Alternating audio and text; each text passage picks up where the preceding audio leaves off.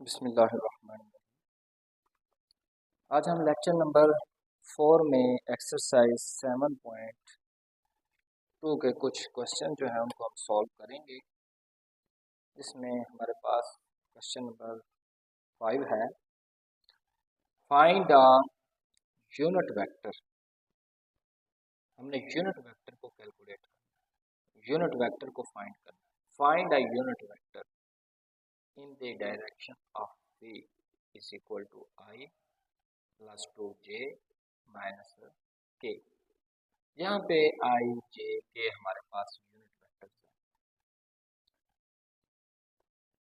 Find a unit vector, ये जो vector v है मैंने लिखा है इसको सोल्यूशन में I plus 2j minus k। Unit vector को हमने मैथमेटिकली लिखा था original vector over its magnitude. तो ओरिजिनल वेक्टर है मेरे पास I plus 2j minus k, तो मैंने उसी तरह लिखा है। ओवर डिनोमिनेटर में उसकी मैग्नीट्यूड की हम बात करते हैं, उसकी लेंथ की बात करते हैं, उसकी नॉर्म की बात करते हैं, मॉडुलस की बात करते हैं। उसको कैसे कैलकुलेट करते हैं? ये जो I का कंपोनेंट होता है इसका स्केयर करेंगे, J कंपोनेंट का स्केयर करेंगे और K कंपोनेंट का स्केयर करेंगे, अंडर रूट अप्लाई करेंगे। उसका मतलब है मैग्नीट्यूड आपने कैलकुलेट की है। I plus 2j minus k over 1 square बनेगा 1, 2 स्केयर बनेगा 4, माइनस 1 स्केयर बनेगा 1। इनको ऐड करेंगे तो ये हमारे पास आएगा 6। जब मैंने इसको टर्म बाय टर्म डिवाइड किया है 1/6 under root I unit vector plus 2 over 6 under root j unit vector minus 1/6 under root k unit vector. तो ये यूनिट वेक्टर था जिसको हमने कैलकुलेट करना है। यूनिट वेक्टर को मैथमेटिकली हम लिखते हैं कि original vector over its magnitude.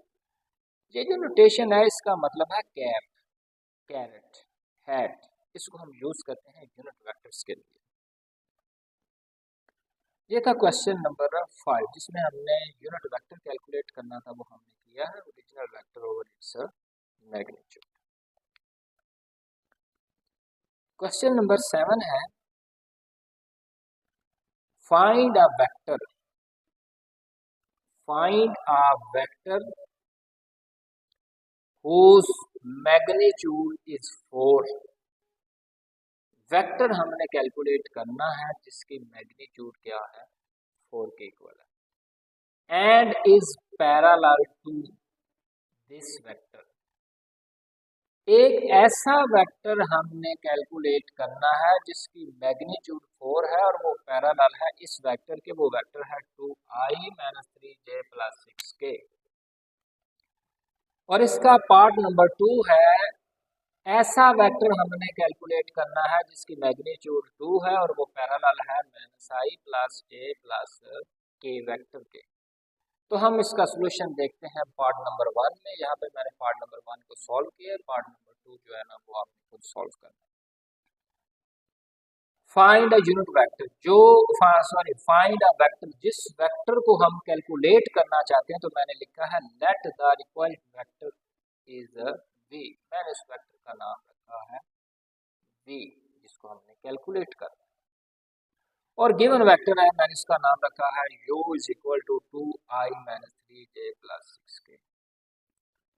और यूनिट वेक्टर को मैथमेटिकली हम लिखते हैं original vector over its magnitude. तो मैंने ओरिजिनल वेक्टर लिखा है 2i minus 3j plus 6k over its magnitude. Magnitude कैसे लेंगे, i कंपोनेंट का स्केयर करेंगे, j कंपोनेंट का स्केयर करेंगे और k कंपोनेंट का स्केयर करेंगे। 2 स्केयर बनेगा 4, माइनस 3 स्केयर बनेगा 9 और 6 स्केयर बनेगा 36। इनको ऐड करेंगे वो बनेगा 49 अंडर रूट, और 49 under root is equal to 7। तो फिर उसके बाद मैंने इसको टर्म बाय टर्म डिवाइड किया है, 2 over 7i minus 3 over 7j plus 6 over 7k। ये मेरे पास एक यूनिट वेक्टर आया, 2 over 7i unit vector minus 3 over 7j unit vector plus 6 over 7k unit vector.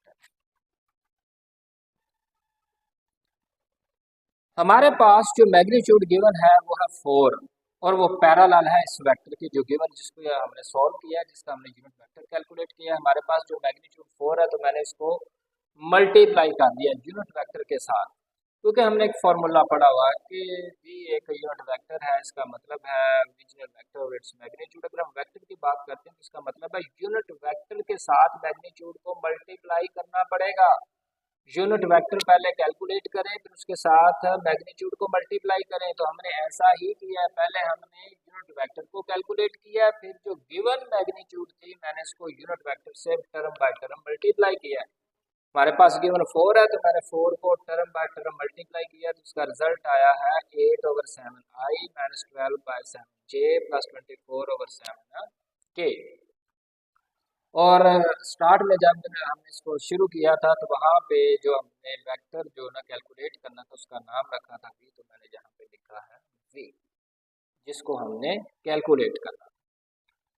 Question number 6 है, if vector a b and c find a unit vector. हमने unit vector calculate करना है जो parallel है to 3a minus 2b plus 4c। यहाँ पे ये vector a है, ये वेक्टर b है, ये वेक्टर c है। अब हम इसका सोल्यूशन देखते हैं। तो मैंने लिखा है 3a minus 2b plus 4c। मैंने a b c की वैल्यू को रिप्लेस किया है। 3 मल्टीप्लाई किससे होगा, वेक्टर a से, और माइनस 2 किससे मल्टीप्लाई होगा, वेक्टर b से, और 4 किससे मल्टीप्लाई होगा, वेक्टर c से। जब हम इसको मल्टीप्लाई करेंगे तो हमारे पास इसका जो है ना रिजल्ट आएगा 9i minus 3j minus 12k plus 4i plus 8j plus 6k plus 4i plus 8j minus 4k।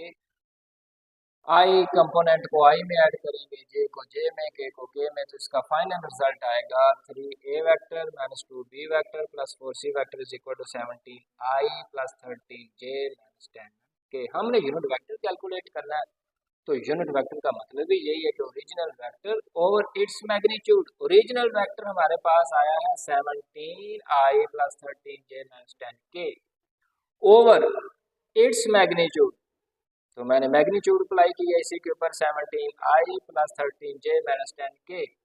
Magnitude कैसे कैलकुलेट करते हैं, i component square, j component square, k component square. जब हम 17 का स्केयर ओपन करेंगे, 13 का square open करेंगे, 10 का स्केयर ओपन करेंगे, तो आफ्टर कैलकुलेशन हमारे पास जो है ना इसका रिजल्ट आएगा वो है 289 प्लस 169 प्लस 100 अंडर रूट। तो ऐड करेंगे तो आंसर आएगा 558 अंडर रूट। मैंने इसको टर्म बाय टर्म डिवाइड किया है, 17 over 558 under root i plus 13 over 558 under root j minus 10 over 550 under root into k. ये हमारे पास आया यूनिट वेक्टर जिसको हमने कैलकुलेट करना। क्वेश्चन नंबर 8 है, इफ वेक्टर u हमारे पास गिवन है, वेक्टर v गिवन है, w गिवन है, represent the sides of A triangle, represent the sides of A triangle, find the value of z। ये triangle की साइड्स को represent करता है और आपने जो चीज कैलकुलेट करनी है वो है z, कि z किसके इक्वल है, z की वैल्यू क्या है। अगर आप गौर करें, अगर हम u और v को ऐड करते हैं 2i माइनस i, तो आंसर आएगा इसका i। 3j plus 3j add करेंगे तो इसका आंसर आएगा 6j। अगर आप u और v को ऐड करेंगे तो वो किसके इक्वल आएगा, वेक्टर w के। तो इस तरह हम z की जो वैल्यू है ना वो कैलकुलेट करेंगे। इसके सॉल्यूशन की तरफ हम आते हैं। If vector u v and w represent the sides of a triangle, then u plus v is equal to w। मैंने u की वैल्यू पुट की है, प्लस v लिखा है इज इक्वल टू w। जब हम इनको ऐड करेंगे तो ये बनेगा i plus 6j plus 3k is equal to i plus 6j plus 3k। i के इक्वल है, 6j के इक्वल है, लेकिन यहाँ से हमारे पास जो z की वैल्यू है वो किसके इक्वल आएगी, 3 के इक्वल आएगी। z की वैल्यू हमने कैलकुलेट करनी थी, जो हमारा टारगेट था उसी को ही हमने कैलकुलेट किया।